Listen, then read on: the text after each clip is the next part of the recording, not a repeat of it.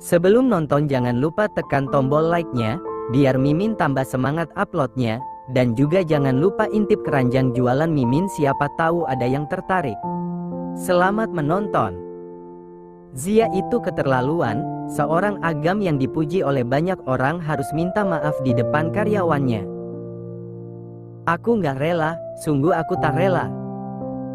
Belum lagi mama yang ngomel sepanjang jalan kenangan, bikin kepalaku pusing dan akhirnya bolos kerja, memilih tidur seharian di kamar, berharap saat bangun, tadi cuma mimpi buruk yang numpang lewat terus pergi tanpa jejak. Amin.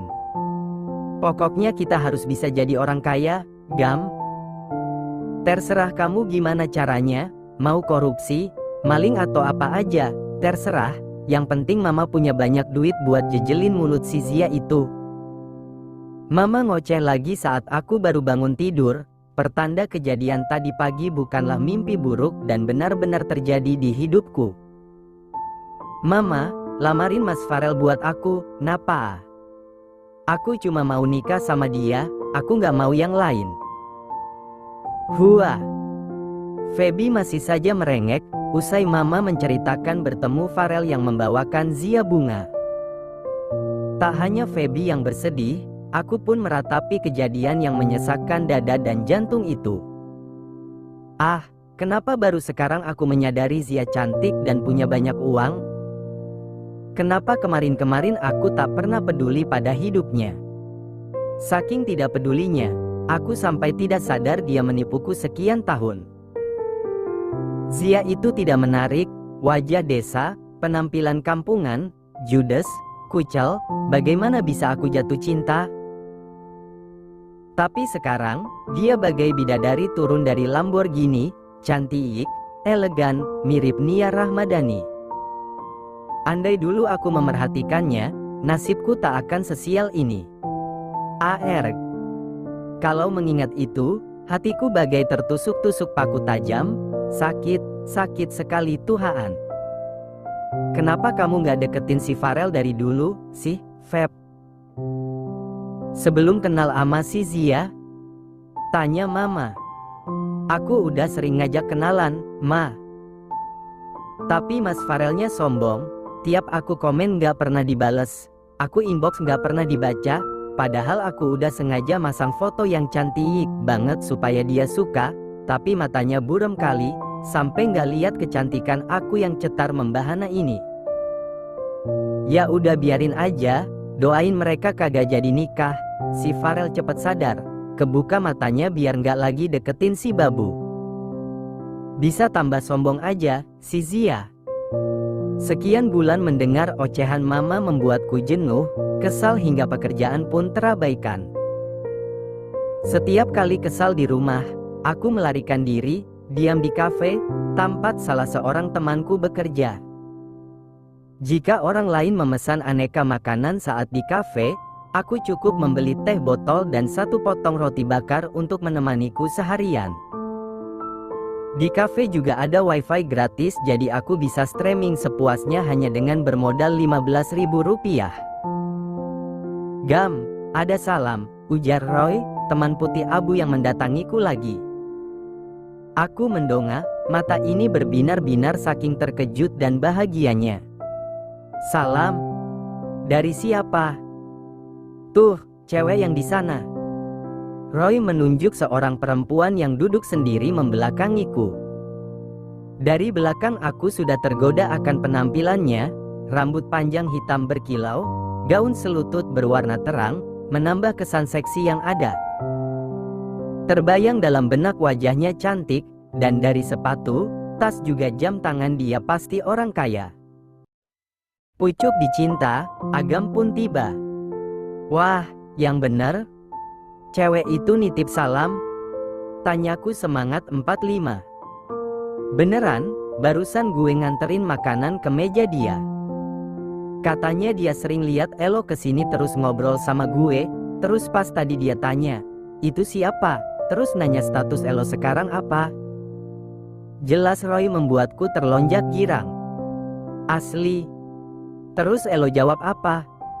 Ya, gue jawab bujang lapuk, lah. Kan, cuma Elo teman kita yang belum nikah. Sialan lu. Baru juga 35 tahun Elo bilang bujang lapuk. Lagian gue baru cerai sama bini gue yang CEO, dia selingkuh, makanya gue ceraiin. Aku membuka aplikasi berwarna biru dan menunjukkan foto Zia pada Roy. Nih, mantan bini gue, cakep, kan? Baca profilnya, dia itu CEO. Aku coba meyakinkan temanku satu ini yang mulai menunjukkan tanda-tanda tidak percaya. Elo baca, di profil ini ketulis, dia single alias belum merit, jadi dia bukan bini Elo. Roy tergelak, dia tertawa kencang sembari memegang perutnya. Sadar, woi. Udah tua masih aja ngehalu nikah sama CEO, mana ada CEO yang mau sama PNS gadungan macam Elo. Roy melanjutkan kalimatnya dan meneruskan tawanya yang membuatku geram. Tapi ada ketang CEO yang ketipu wajah ganteng Elo. Tuh, cewek tadi, dia pemilik kafe ini, janda tanpa anak, jadi dia itu telat merit, lakinya keburu mati, warisan suaminya banyak, bisa nggak habis 7 turunan, kata Roy lagi setelah letih tertawa.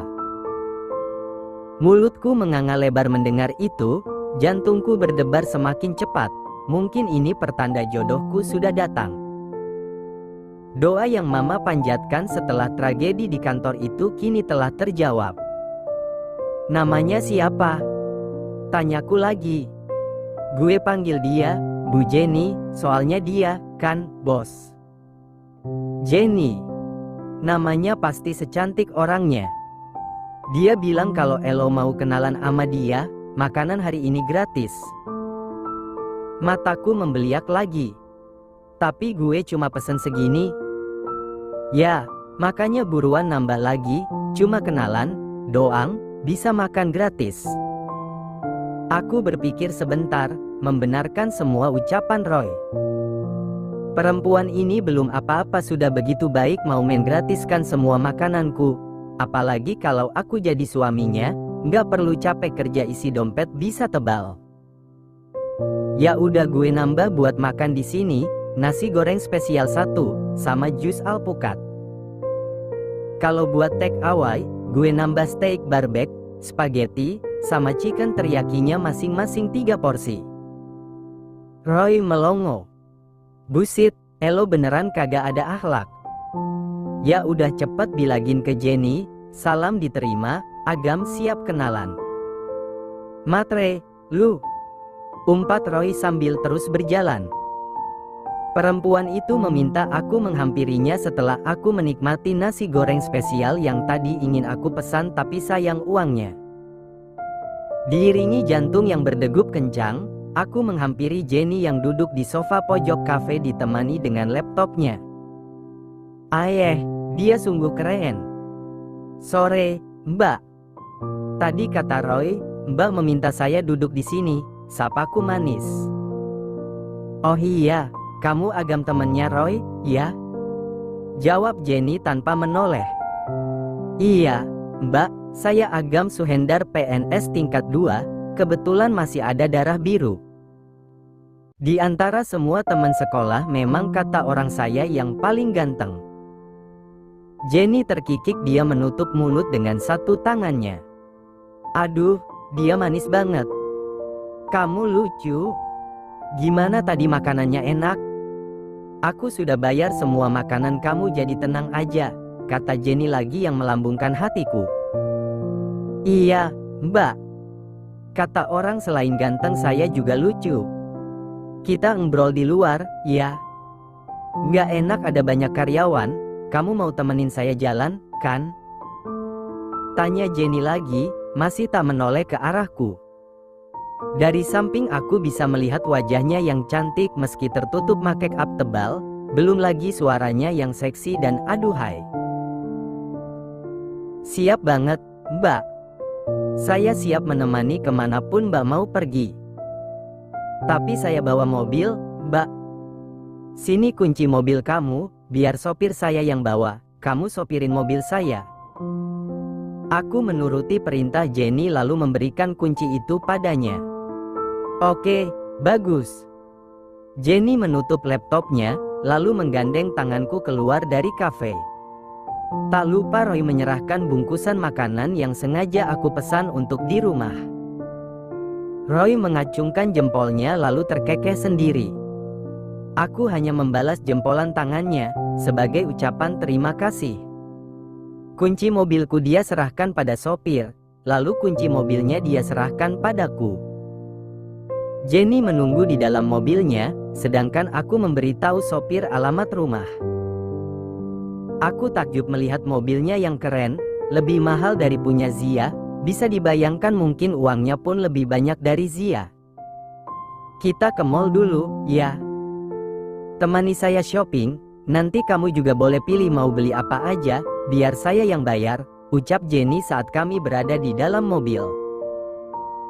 Wah, beneran, Mbak? Tanyaku sambil menoleh ke arahnya dan sinar mentari yang masih terang memancarkan wajahnya dengan jelas. Napasku tercekat, jantungku seakan berhenti berdetak, seolah hidupku berakhir saat ini.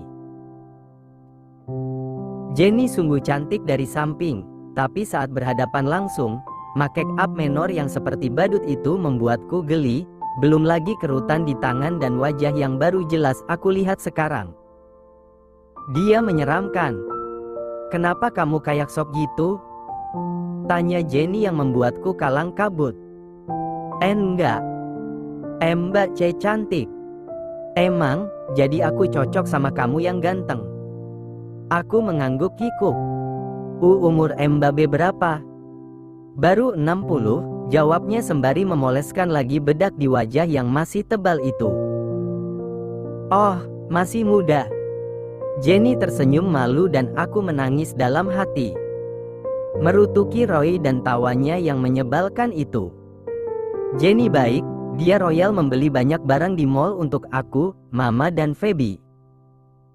Saking banyaknya, aku sampai susah untuk membawanya turun dari mobil. Mobilku sudah ada di garasi, sopir Jenny yang tadi mengantarkannya. Mama dan Feby menyerbu keluar dari rumah begitu melihat aku diantar pulang oleh mobil mewah. Untunglah, ini sudah pukul 10 malam dan geng gibah sudah masuk ke kandang masing-masing, jadi tak ada yang tahu aku pulang dengan nenek-nenek. Jenny ikut turun, dia berbincang akrab dengan Mama, padahal usia Mama jauh lebih muda, tapi kalau dilihat mereka seperti teman sebaya. Saya langsung jatuh cinta pada anak ibu, dia pria gagah dan maco yang saya temui. Mama tertawa semringah.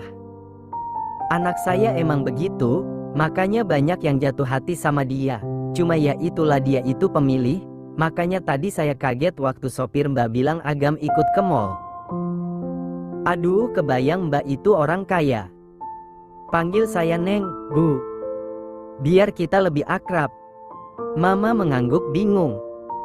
Saat Jenny pamit, Pak Dian melintas pulang warung depan komplek yang buka 24 jam. Dia berhenti dengan motornya lalu bertanya ramah pada Mama. Wah, kedatangan tamu, ya, Bu Yuni? Pertanyaan basa-basi.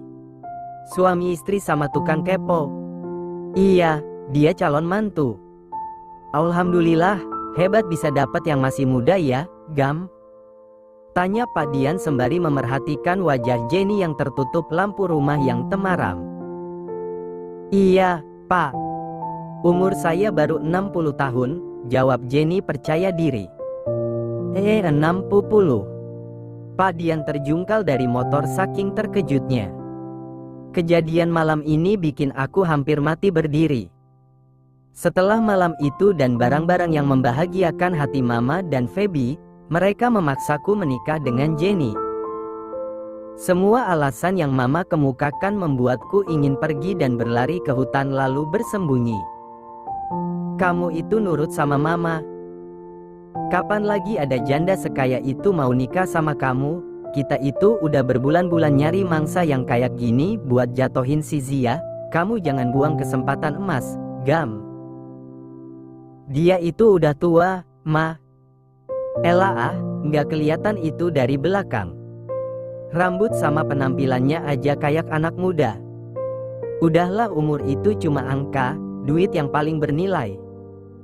Sekuat apapun aku menolak, tapi ucapan mama akhirnya mematahkan keteguhan hatiku.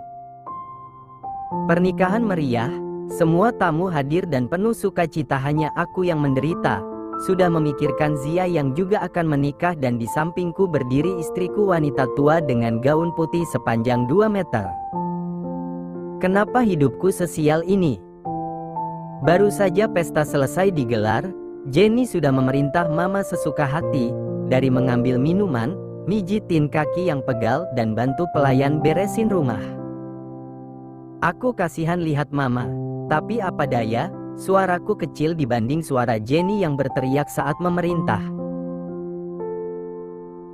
Malam pertama saat Mama dan Feby sibuk membuka kado dan jam di dinding baru menunjukkan pukul 8 malam, Jenny sudah mengunci pintu kamar.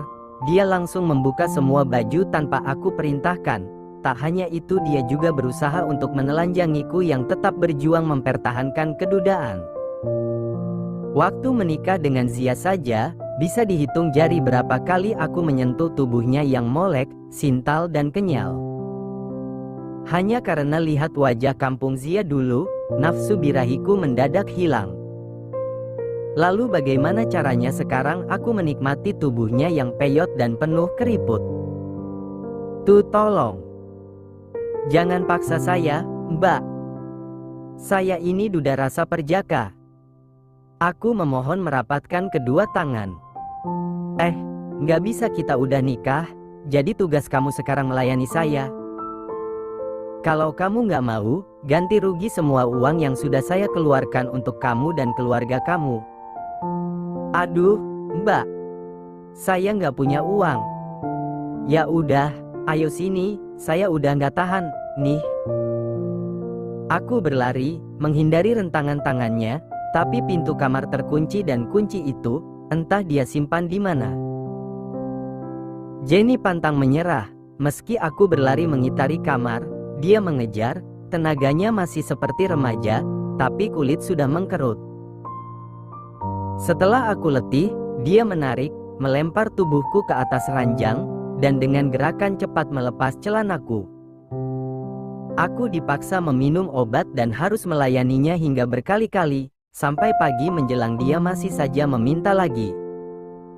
Aku merintih kesakitan, menahan tangis dalam diam. Mungkin begini rasanya diperkaos.